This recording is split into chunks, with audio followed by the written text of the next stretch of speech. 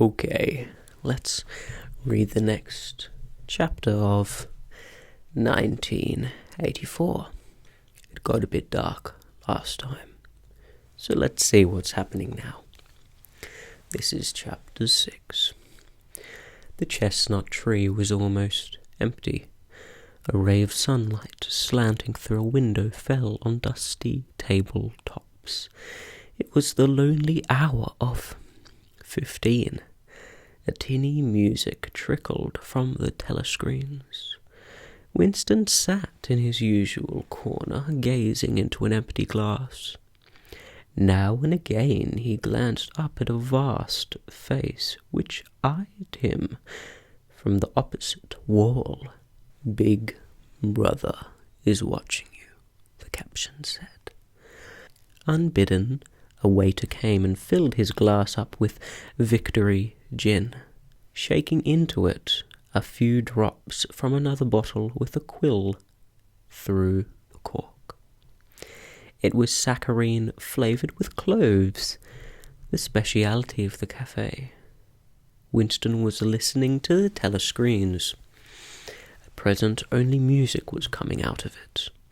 But there was a possibility that at any moment there might be a special bulletin from the Ministry of Peace. The news from the African front was disquieting in the extreme. On and off he had been worrying about it all day. A Eurasian army. Oceania was at war with Eurasia. Oceania had always been at war with Eurasia. Was moving southward at terrifying speed. The midday bulletin had not mentioned any definite area, but it was probable that already the mouth of the Congo was a battlefield. Brazzaville and Leopardville were in danger. One did not have to look at the map to see what it meant. It was not merely a question of losing Central Africa. For the first time in the whole war, the territory of Oceania itself was menaced. A violent emotion, not fear exactly, but a sort of undifferentiated excitement flared up in him, then faded again. He stopped thinking about the war. In these days he could never fix his mind on any one subject for more than a few moments at a time.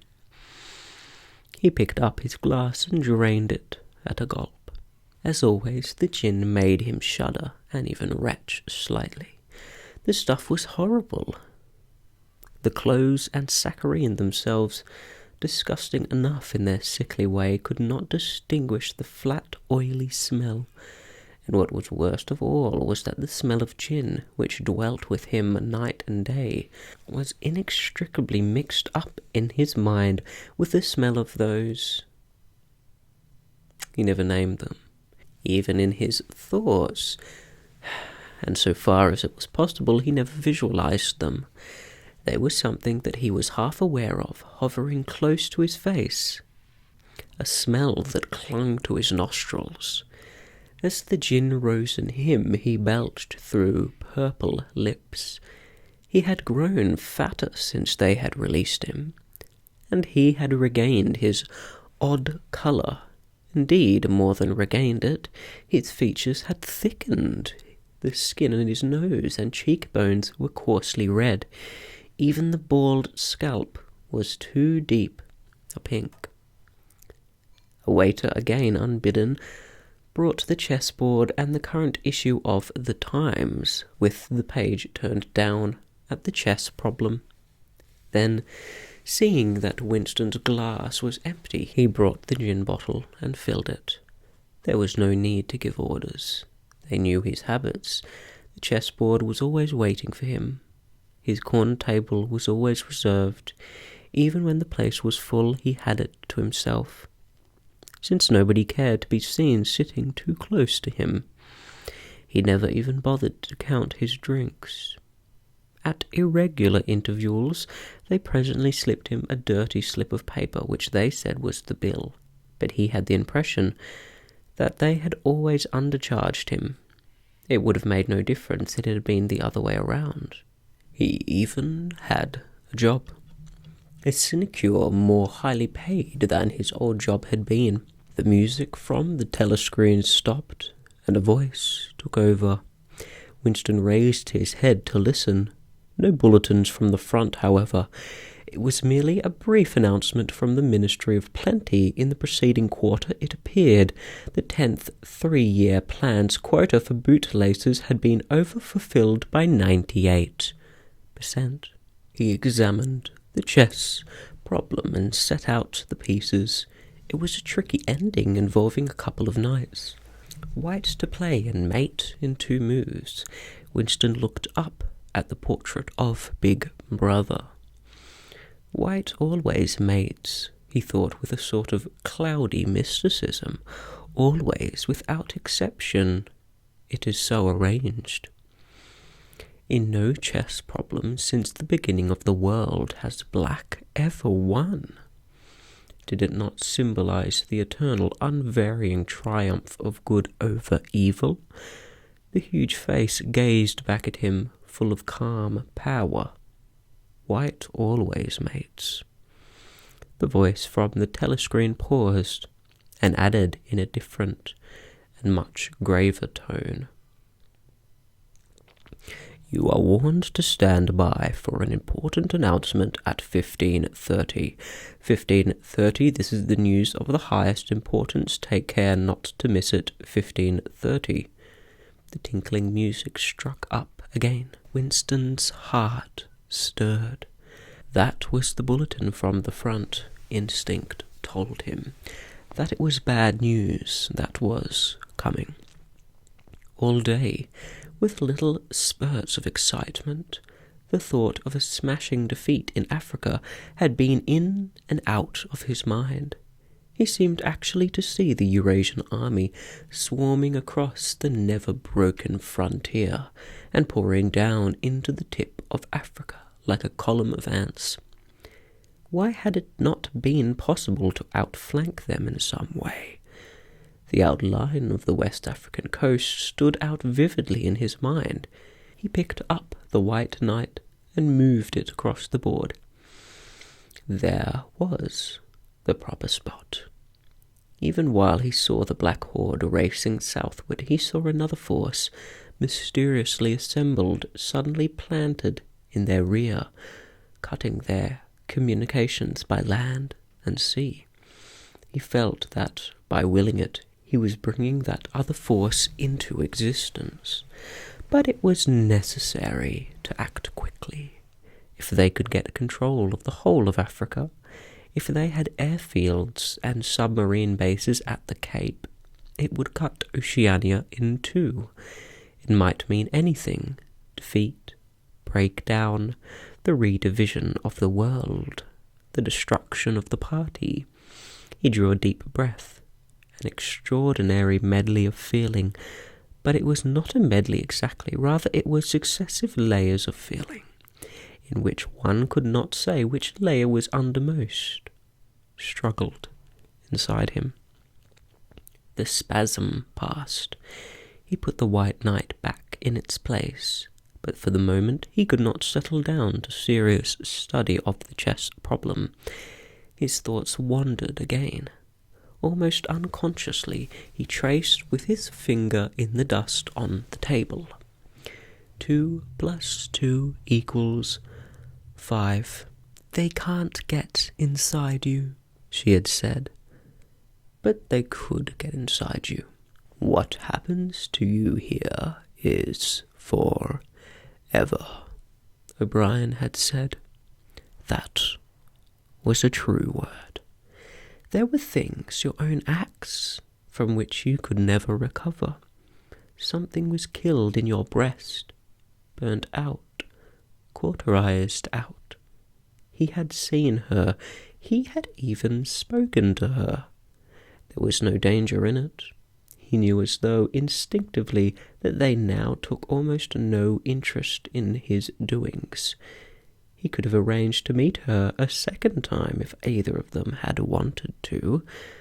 Actually, it was by chance that they had met. It was in the park, on a vile, biting day in March. when the earth was like iron, and all the grass seemed dead, and there was not a bud anywhere except a few crocuses, which had pushed themselves up to be dismembered by the wind. He was hurrying along with frozen hands and watering eyes when he saw her not 10 meters away from him. It struck him at once that she had changed in some ill-defined way. They almost passed one another without a sign. Then he turned and followed her, not very eagerly. He knew that there was no danger, nobody would take any interest in him. She did not speak.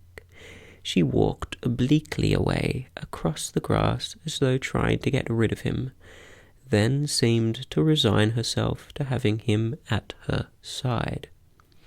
Presently they were in among a clump of ragged leafless shrubs, useless either for concealment or as protection from the wind. They halted. It was vilely cold.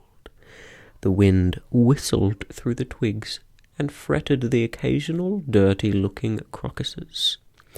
He put his arm round her waist.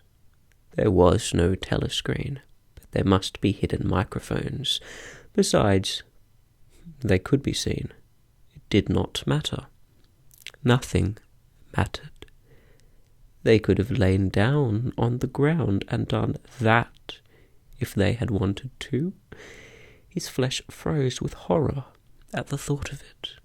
She made no response whatever to the clasp of his arm. She did not even try to disengage herself. He knew now what had changed in her. Her face was sallower, and there was a long scar, partly hidden by the hair, across her forehead and temple. But that was not the change. It was that her waist had grown thicker, and, in a surprising way, had stiffened. He remembered how once, after the explosion of a rocket bomb, he had helped to drag a corpse out of some ruins, and had been astonished not only by the incredible weight of the thing, but by its rigidity and awkwardness to handle, which made it seem more like stone than flesh. Her body felt like that. It occurred to him that the texture of her skin would be quite different from what it had once been. He did not attempt to kiss her, nor did they speak. As they walked back across the grass, she looked directly at him for the first time. It was only a momentary glance, full of contempt and dislike. He wondered whether it was a dislike that came purely out of the past, or whether it was inspired also by his bloated face and the water that the wind kept squeezing from his eyes. They sat down on 2 iron chairs, side by side, but not too close together. He saw that she was about to speak. She moved her clumsy shoe a few centimeters and deliberately crushed a twig. Her feet seemed to have grown broader, he noticed. "I betrayed you," she said boldly. "I betrayed you," he said. She gave him another quick look of dislike. "Sometimes," she said, "they threaten you with something you can't stand up to, can't even think about. And then you say, 'Don't do it to me, do it to somebody else, do it to so and so.'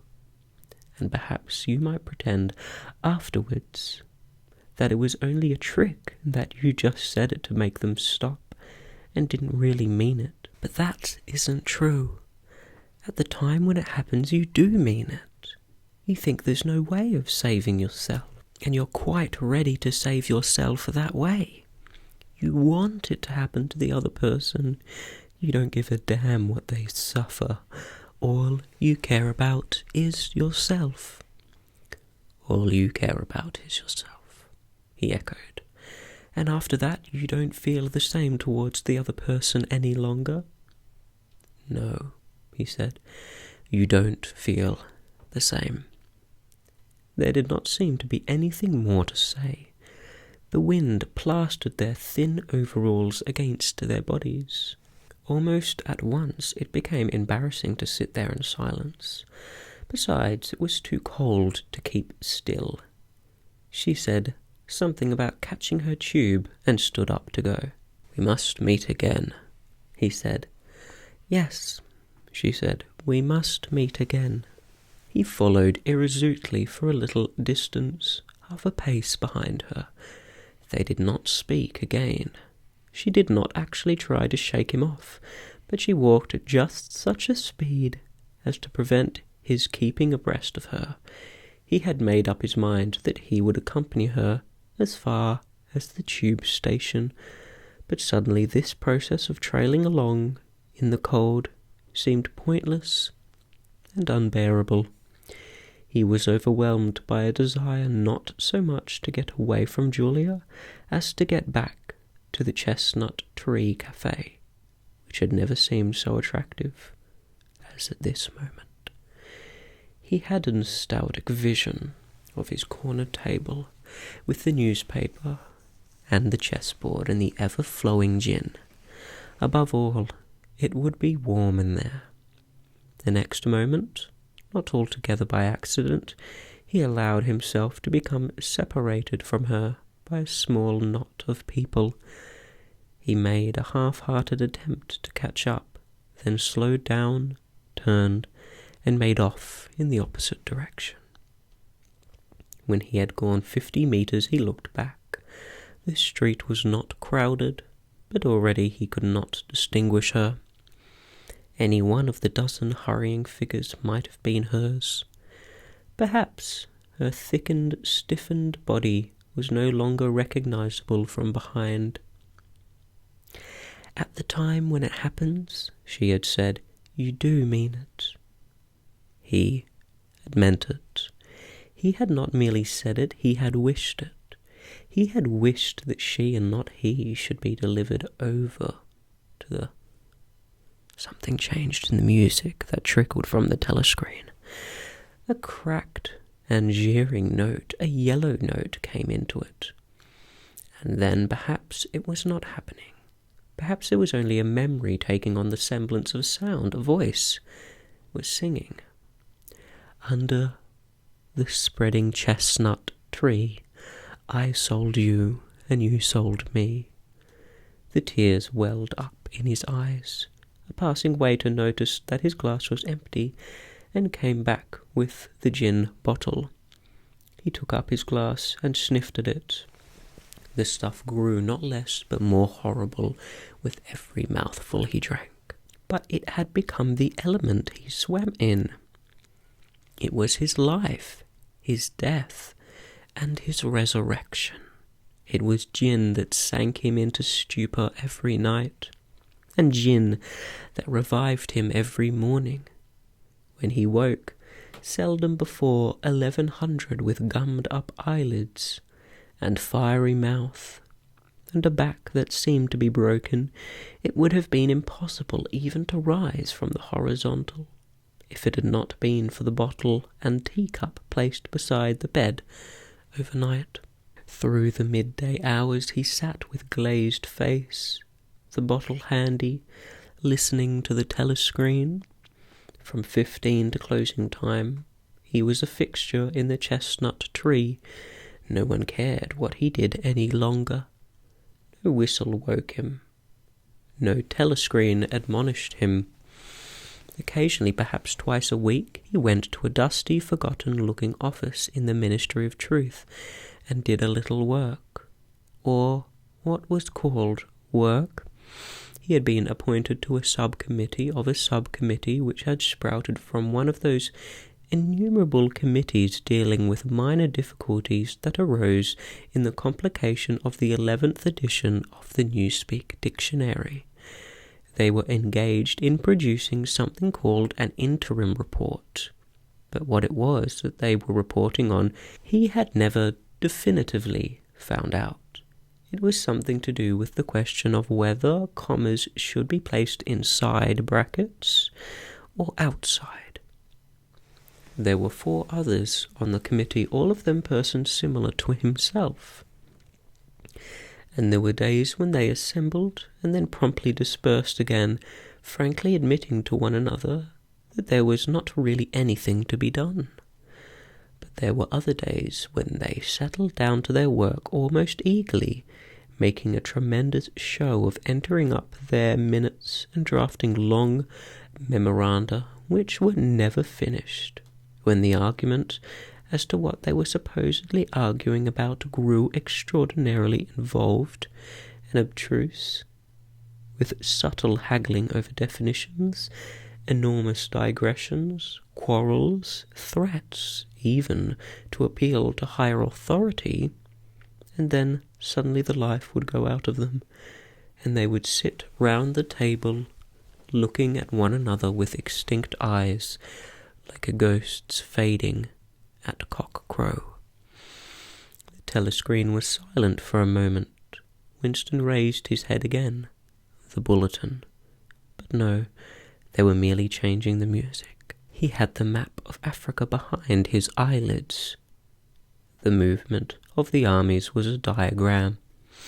A black arrow tearing vertically southward, and a white arrow horizontally eastward, across the tail of the first.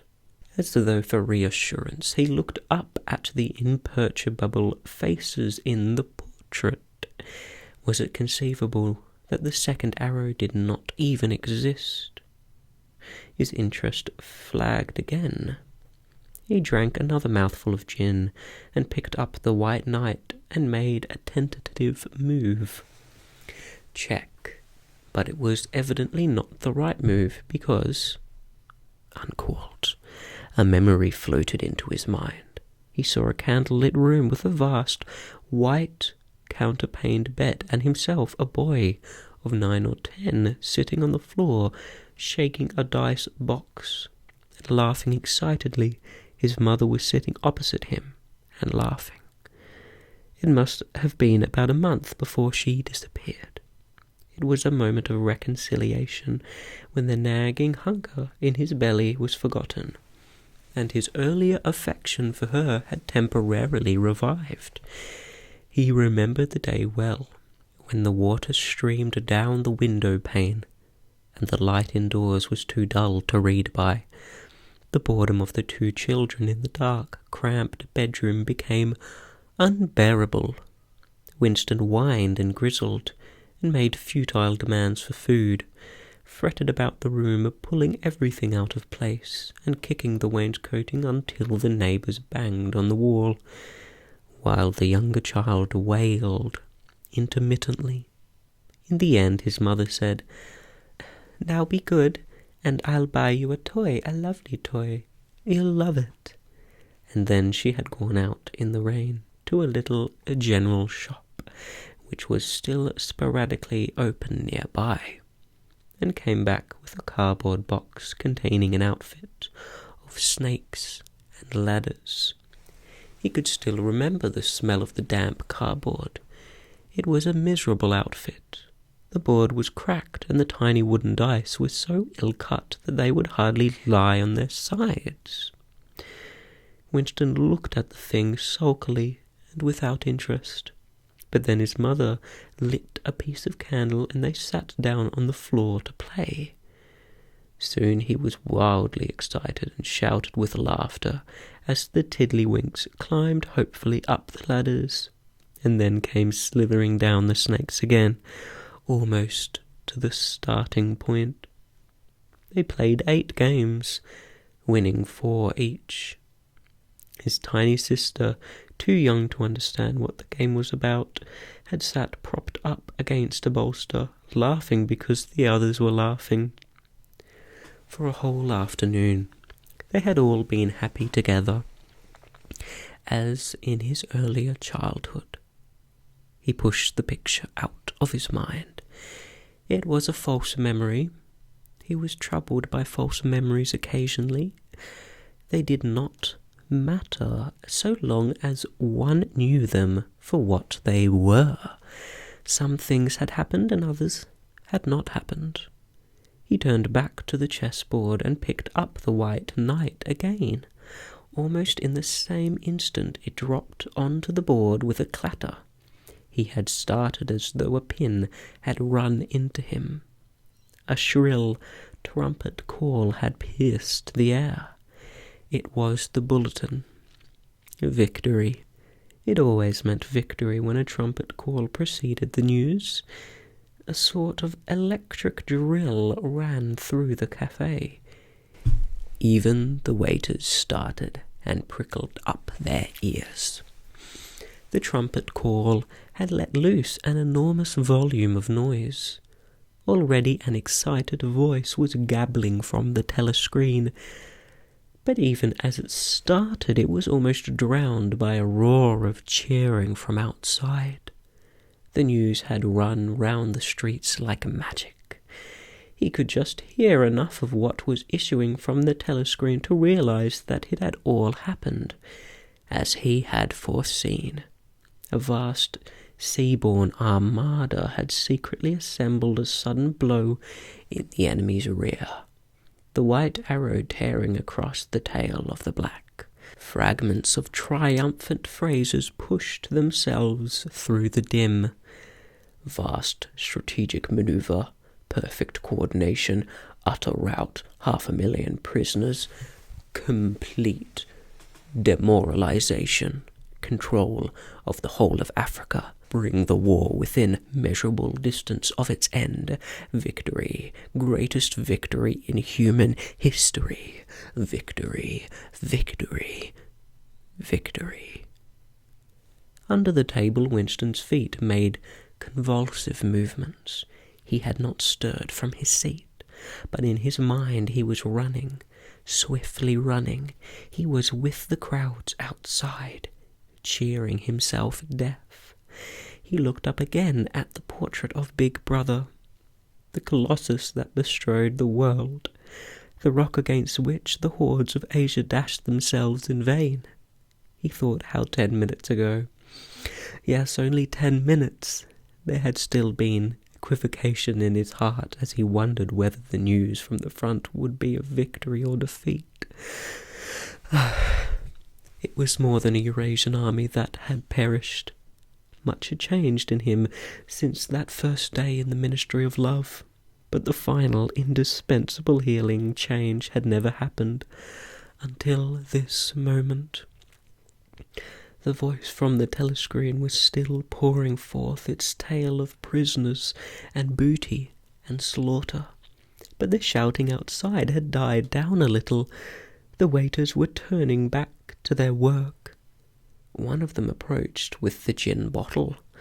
Winston, sitting in a blissful dream, paid no attention as his glass was filled up. He was back in the Ministry of Love, with everything forgiven. His soul white as snow. He was in the public dock, confessing everything, implicating everybody. He was walking down the white-tiled corridor with the feeling of walking in sunlight, and an armed guard at his back. The long-hoped-for bullet was entering his brain. He gazed up at the enormous face. 40 years it had taken him to learn what kind of smile was hidden beneath the dark moustache. Oh, cruel, needless misunderstanding. Oh, stubborn, self-willed exile from the loving breast. 2 gin-scented tears trickled down the sides of his nose. But it was all right. Everything was all right. The struggle was finished. He had won the victory over himself. He loved Big Brother.